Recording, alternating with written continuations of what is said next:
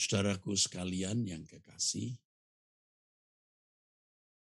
bagaimana kita bisa menghayati keberadaan Allah? Artinya betul-betul menghayati Allah itu ada, Allah itu nyata, Allah itu beserta. Kita harus mulai belajar menghayati sampai kita menembus batas, melihat apa yang orang lain tidak lihat.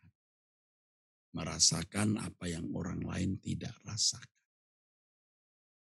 Ya, semua orang di Indonesia khususnya, paling tidak hampir semua orang mengaku Allah itu ada.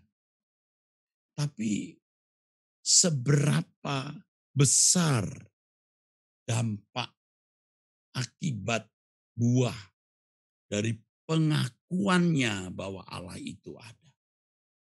Coba saudara. Sebab fakta yang tidak dapat dibantah. Banyak orang yang mengatakan percaya Tuhan. Tapi benar-benar tindakannya, kehidupannya tidak menunjukkan yang dia benar-benar percaya Allah itu ada. Ya, sama dengan kalau pegawai, ada bos, ada majikan, ya, ada pimpinan kelihatannya rajin bekerja. Begitu tidak ada bos, tidak ada majikan, tidak ada pimpinan, lalu sembarang. Kalau kita yakin, kita menghayati bahwa Allah itu hidup, Allah itu ada, oh saudara, pasti saudaraku sekalian. Kita akan bersikap dengan jelas, sikap sebagai seorang yang menghayati dan mempercayai Allah itu ada. Nah, bagaimana kita bisa menghayati itu? Saya belajar saudaraku, dan ini benar-benar satu kebenaran yang dapat memberkati saudara sekalian, ya. Dapat memberkati saudara sekalian, ya. Begini saudara, begini.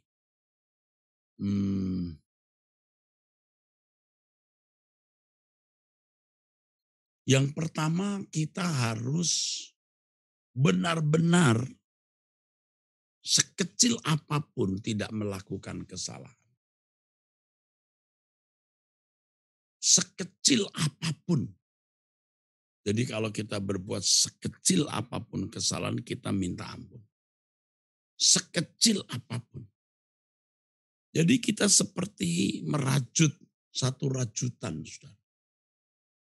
Ya, sampai sedetil-detilnya itu bagus. Kesucian itu kita rajut sekecil-kecilnya. Semakin hidup kita itu bersih, saudara memiliki keyakinan dan penghayatan akan keberadaan Allah itu makin kuat, makin besar.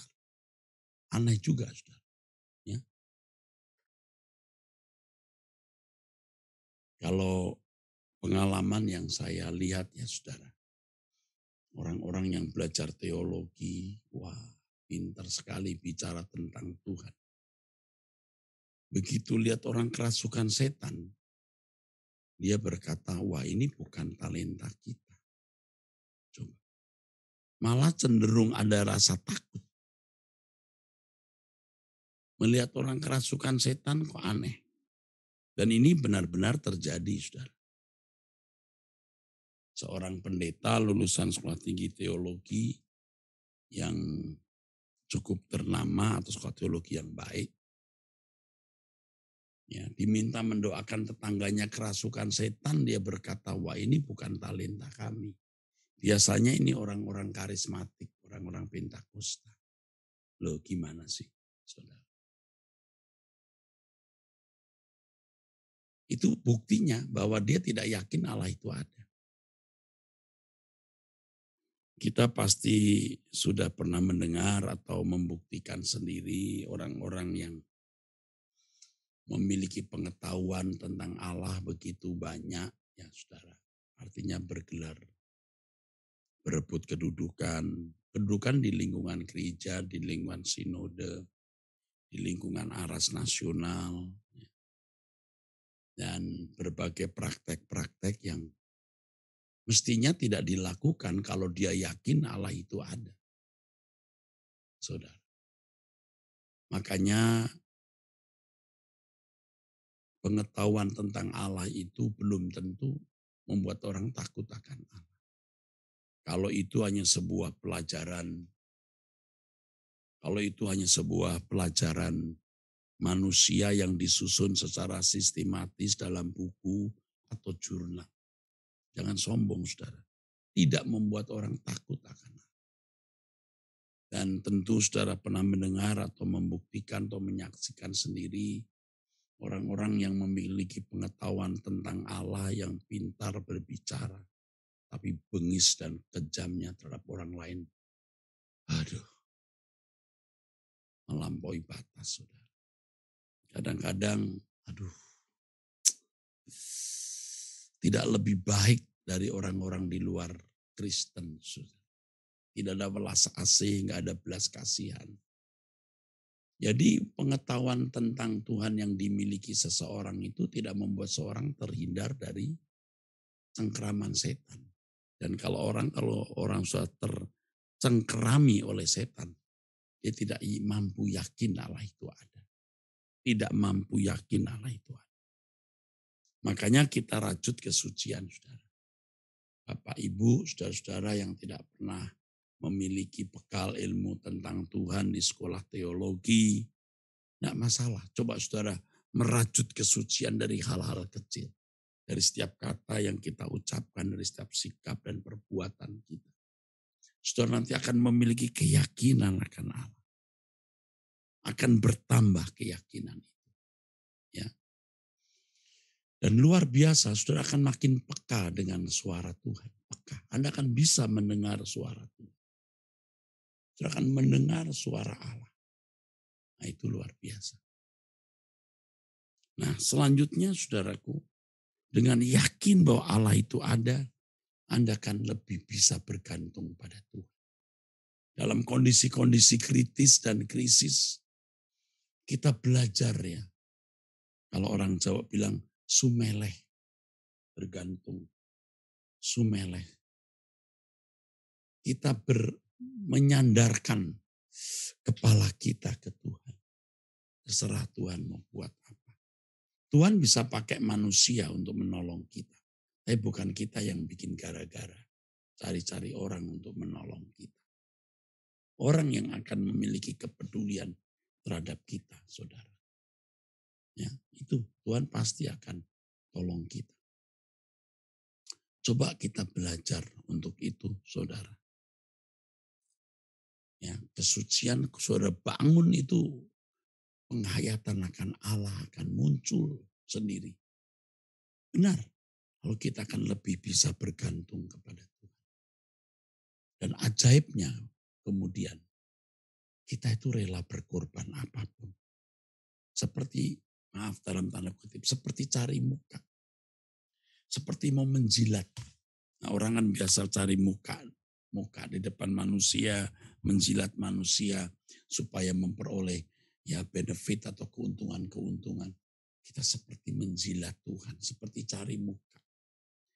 Nah, maksud saya ini kalimat yang negatif, tetapi maksud saya kita akan sangat bersemangat untuk menjadi seorang yang memperkenan hati Tuhan, yang berkenan di hadapan Allah. Kita tidak perlu dituntut, dimintai sesuatu. Kita yang akan menyodor-nyodorkan diri dan berkata, apa yang harus kulakukan Tuhan? Dan tentu orang-orang yang berhasil menghayati Allah karena merajut kesucian, kuat menghadapi segala keadaan, ya, kuat menghadapi segala keadaan. Saudara, kalau di lingkungan keluarga misalnya dibully oleh ipar, oleh mertua, oleh apa, Anda nggak banyak ngomong, Anda diam. Diam. Orang pikir Anda salah tuh maka dia diam. Nggak apa-apa. Tuhan akan bertindak karena ada Allah yang hidup. Tapi kalau saudara memang salah, Anda banyak ngomong pun akan ditelanjangi dan Anda dipermalukan. Tapi kalau Anda tidak salah, Anda diam. Anda diam.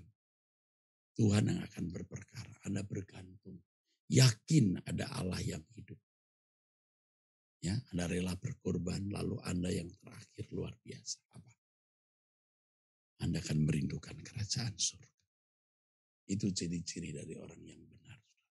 Merindukan kerajaan surga. Saudara akan mengasihi sesama, penuh belas kasihan terhadap orang lain.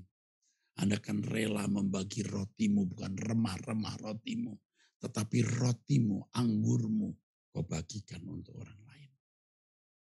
Baik saudara sekalian, saya kira itu pesan Tuhan untuk kita hari ini. Hari ini jam 6 sore nanti ada pemberitaan firman Tuhan yang disampaikan oleh Bapak Frankie Chong. Ikuti Truth ID. Ya, saudara, mari kita berdoa. Bapa, kami mau menghayati kehadiran-Mu dengan hidup suci, merajut kesucian. Ajari kami hari ini, Bapa. Hari ini hari Rabu tanggal 19 Januari 2022. Kami mulai lebih baik lagi merajut kesucian. Terima kasih Bapa dalam nama Tuhan Yesus Kristus. Amin. Sampai jumpa saudaraku, Tuhan memberkati.